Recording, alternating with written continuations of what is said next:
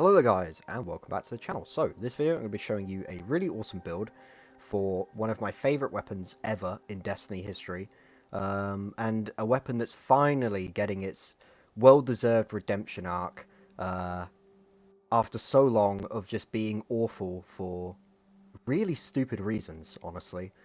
So, basically, the reason why this weapon is getting its redemption arc is from a new change by Bungie that they are doing in Witch Queen, which is that they are now making Masterworked weapons of any kind, regardless of element, no longer make orbs on multi-kills. Now that mechanic is being changed to a helmet mod. Basically, well, we don't know what it's going to cost, but it's going to be in the regular helmet mod slot. And it is going to be tied to elements, so just imagine this right here, Dynamo, is the mod. It'll be based on the actual element of the armor, so in this case Void. I have the Void version. So now if I equip that, any Void weapon can now make orbs on multi-kills, which is really great, right? So now Wavesplitter, in this case, can make orbs regardless of the fact that it is masterworked or not. Obviously it does not have a catalyst, it cannot make orbs by itself, but with this new change and this new mod, it will make orbs by itself, just for getting multi-kills, which is absolutely phenomenal. Now, the reason why I am making a build around Wavesplitter and focusing on Wavesplitter in general, because you're probably thinking, Wavesplitter, no one uses this. This is awful. Well, yeah, it is awful right now because it can't make its own orbs. You see, its exotic perk right here, Supercharged battery, is collecting an orb of power grants a short period of maximum power, right? That's like the best part about it. The thing is that because this weapon doesn't have a catalyst, it can't make orbs by itself, and therefore cannot self-proc its own perk and utilize it to its maximum potential unless you use other weapons, right? So, I mean, trace rifles in today's meta are basically just glorified primaries. They're very powerful primaries. They're not really special weapons. They're very easy to maintain ammo with as well, as if it was a primary. It's basically just a primary. And, you know, you want to be using these for ad clear. You want to be using these to melt enemies quick and just shred through things. But if you're using Wavesplitter for that purpose, you're never going to proc this perk. Its main focus, right? You're never going to proc it. You have to use something else. But with this new mod change, Wavesplitter can finally make use of this by itself, and get that maximum damage for 5 seconds, but have it re-proc over and over and over and over, finally, and have it stack with other stuff and just be great. It's going to be awesome. The Wavesplitter is finally going to be usable. It's going to be super fun, and I've basically got a build here ready for it for next season when it's all implemented. So, I would normally get into the subclass, but I'm actually not going to talk about the subclass, because when this build is relevant, this subclass will be completely revamped, but you will need to use Voidwalker with the build, so we're just going to ignore this for now. This is irrelevant, basically. So, yeah, Voidwalker is going to be completely changed when this build is relevant, so we're just going to leave this. Now, for the other weapons that I'll be pairing with Wavesplitter, they're completely optional. I do recommend using Void weapons, you know, a Void Heavy, and maybe an Osmosis Primary if you're into that sort of thing, if you're scared about using double special. If you're not scared about using double special, I recommend a shotgun or a grenade launcher. Mostly a grenade launcher for blinding, and then maybe a shotgun to take down mages and for extra boss DPS. But, yeah, honestly, your kinetic is pretty irrelevant too. I'm just using blinding to help Wavesplitter get more kills. But yeah, your main DPS weapon wants to be down here. I'm thinking, you know, Falling Guillotine's great, an Eager Edge weapon, you know, like the other half here, is perfect. Royal Entry is phenomenal. Now, the reason why I actually have Explosive Light on here is because I want to be picking up orbs, right?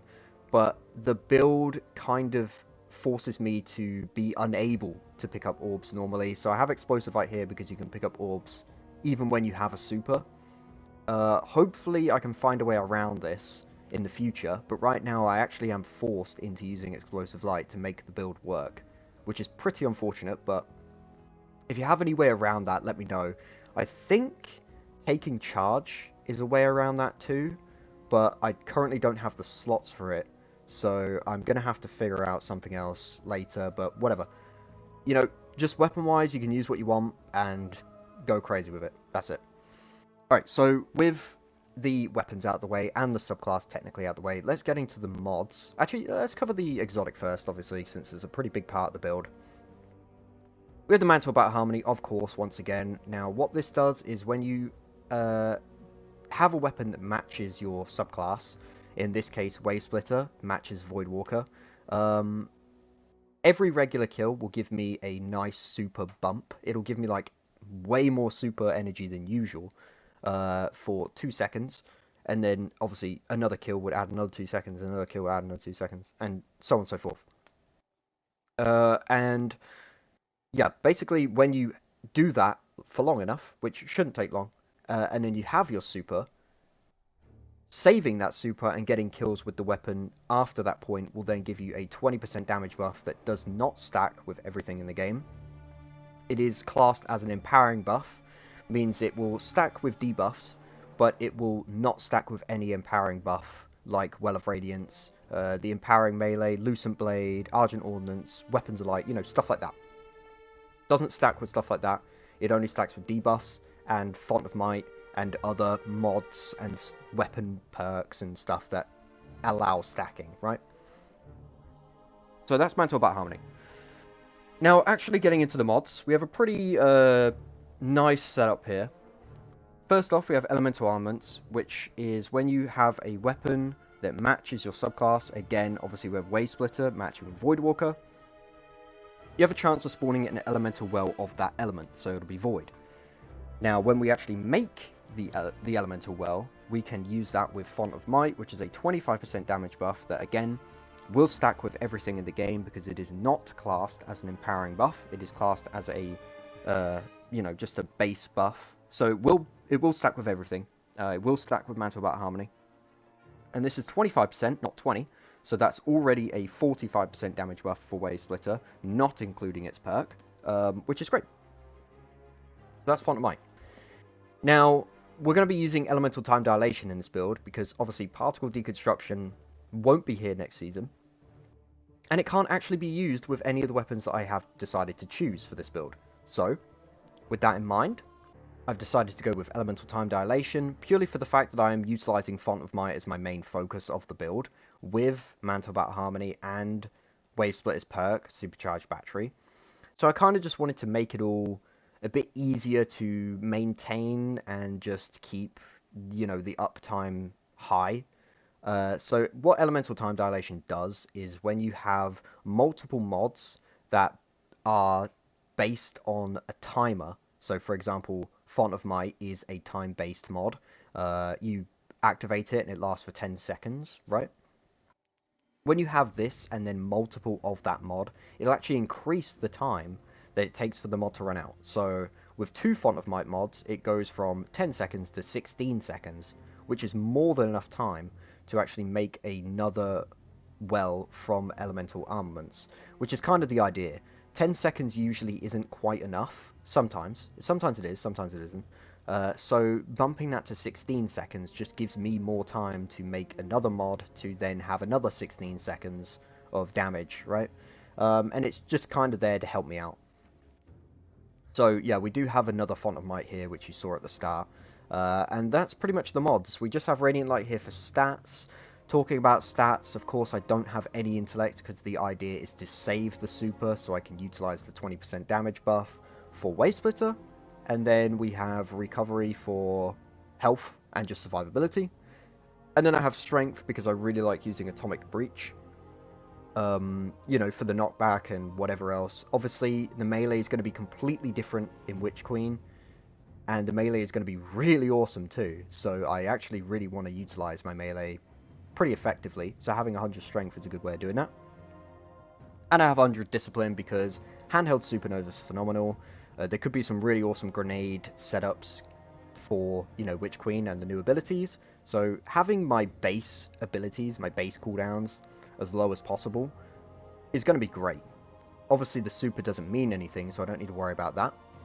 Resilience and mobility don't mean anything for PvE in general. on a Warlock, so those are relevant. And yeah, that's pretty much stats. That's all the mods. Everything else is optional. If you have Artifice Armour, I recommend using it.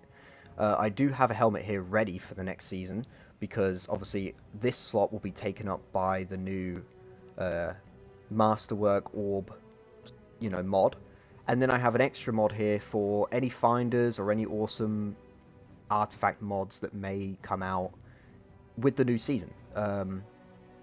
So yeah, if you have Artifice stuff, use it. It's really good. Other than that, that's pretty much it. Everything else that you see here is completely optional.